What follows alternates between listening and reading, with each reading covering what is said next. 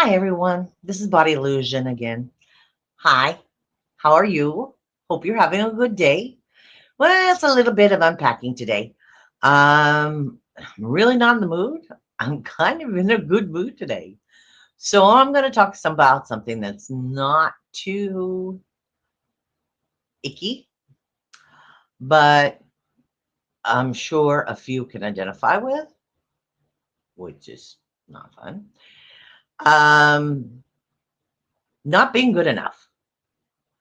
Not being good enough.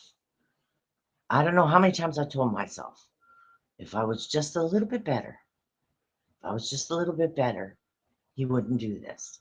If I was just a little bit better, he wouldn't be mad at me.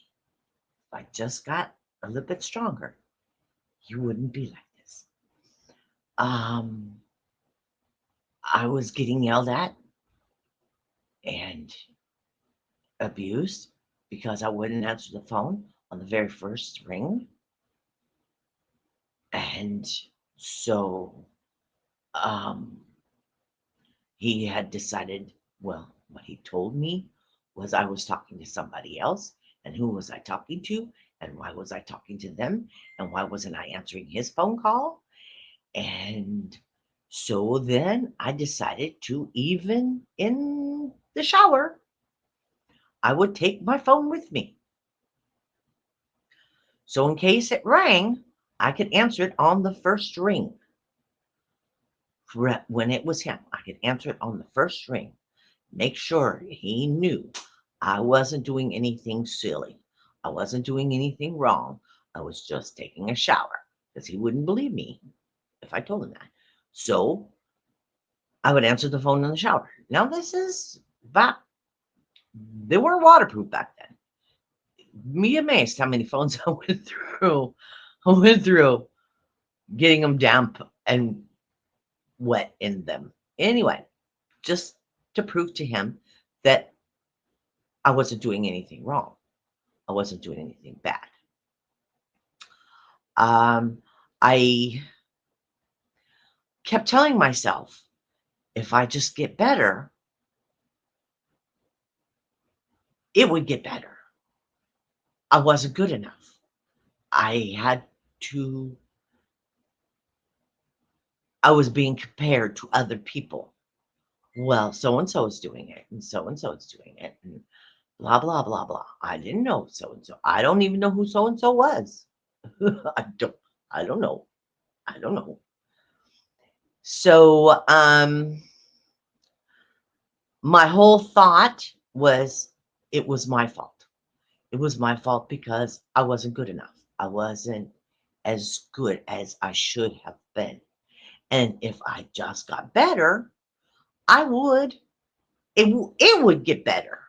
He would be calmer. He would be happier. He would be happier with me. He would, anything, anything to make the world easier and happier. And my whole goal was to make him happy.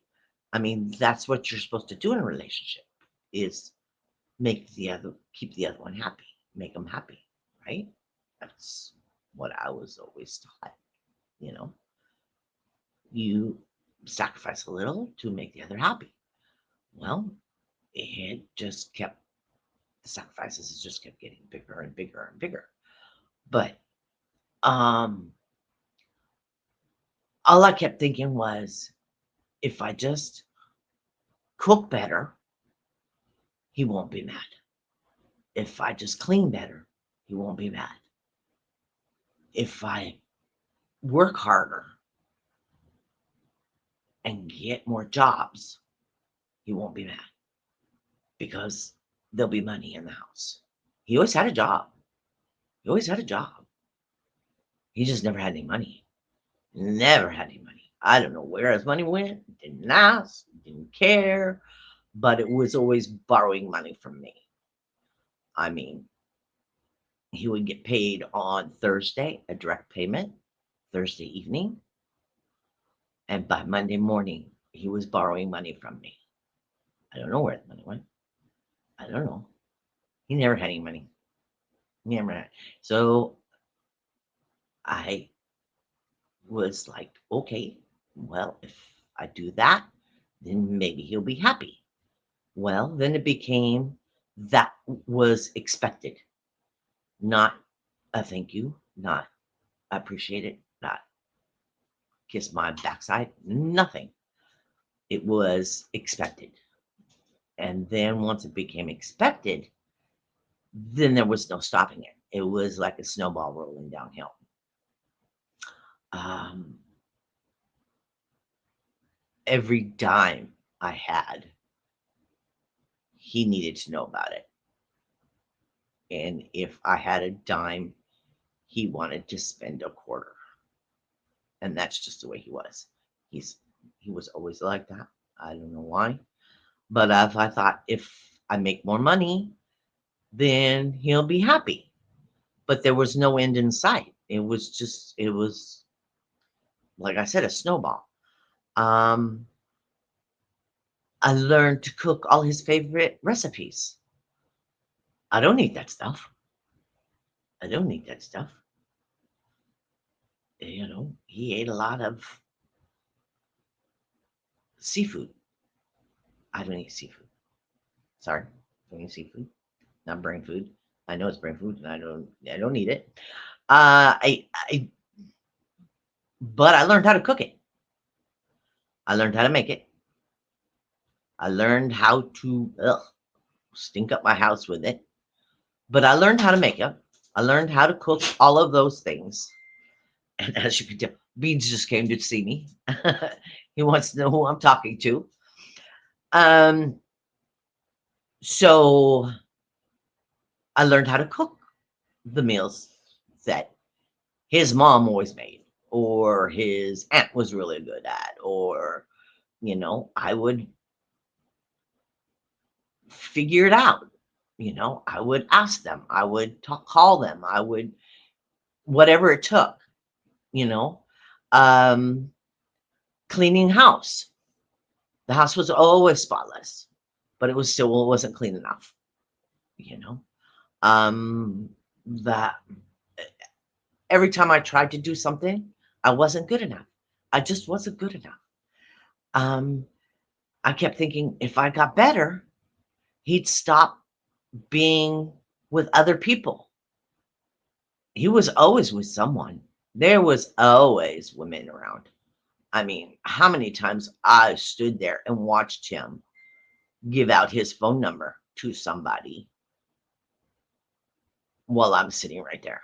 I mean, it happened all the time, all the time. And I even heard one female even ask him, he says, well, what about her? And he says, don't worry the F about her.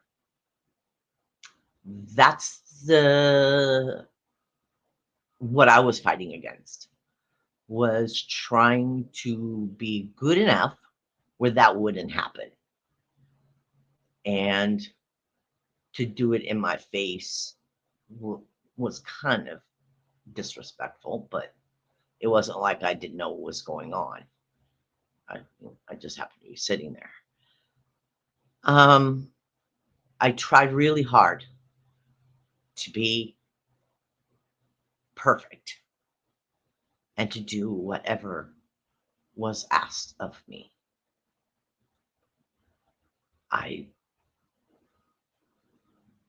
would stay up late at night cooking these things and making setting up these meals and all this stuff, and then getting up early in the morning and starting my job number one of the day. Wasn't good enough. Still wasn't good enough. Nothing was good enough. I didn't know how to make it any better. I tried everything. It was painful. It was when we had a landline. He used to get phone calls all the time. Women calling for him all the time. And it was a classic. This is just a friend. She's just a friend. Well, yeah, I understand having opposite sex friends. I get that. I'm not silly. I'm not deep, but um, it was so frequent. And then the sound of the conversation you could tell was not a friend to friend conversation that I heard. It was in my face. But I kept thinking, if I'm good enough, this will stop. It never stopped. It never stopped. That was who he was. And changing me wasn't changing him. I finally figured that one out. Changing me didn't change him. Except I learned how to cook better. I learned how to cook a lot of different dishes. And so that was a positive. But changing me and trying to get better and being better, he never changed. It became expected. And then, like I said, the snowball, it just kept getting bigger. Then, okay, so you can do this. So now I want you to do this. So you can do this. And so now I want you to do this. And it just kept getting bigger and bigger and bigger. I finally figured out there was no way of pleasing him. He was just that way. And as I said, changing me wasn't changing him. He was just getting stronger in the control, stronger in the demands. And I finally had to just do the best I could, swallow my pride, swallow me, me, me, the person disappeared. I became the person that I thought he wanted me to be, but that didn't work either. So I just thought I'd share that with you, that no matter how much you change, you can't change them. They're going to be who they are. And the demands are just going to get bigger. And because if you can do this, you can do that. So the demands just grow and grow and grow and grow and grow and grow and grow. So I'm just here to share my little story. I'm hoping that some of you that cannot speak out hear this and understand changing you doesn't change them. They're going to still be the same. They they expect it, and then they'll expect more. Okay? I love you all. You know I'm here for you. You know, I'm trying to talk. I'm trying to unpack me and talk for the people who can't talk. I hope I'm saying something that clicks in somebody's ear. I love you all. And to be the best you can be, try to make today better than yesterday. I love you all. You're beautiful.